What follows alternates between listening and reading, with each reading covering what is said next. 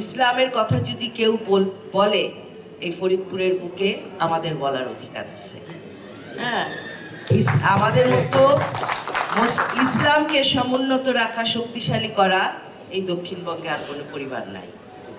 তো যারা বিভ্রান্ত করে জনগণকে যে এই অনেক গুনাহ হয়েছে, এখন গুনাহ মাফ করার জন্য এই দলে ভোট দিতে হবে, তাদেরকে বলবেন যে আমরা ইসলাম চর্চা করতে পারি এই পরিবারের জন্য।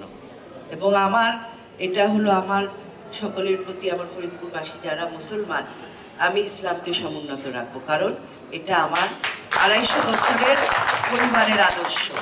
এটা আমার দায়িত্ব ইসলামকে এখানে সমুন্নত রাখা। কিন্তু অন্য ধর্মের মানুষকে তো আমি অন্য চোখে দেখবো না। তাদের অধিকার, তাদের যে রাইট, তারা সেই রাইট নিয়ে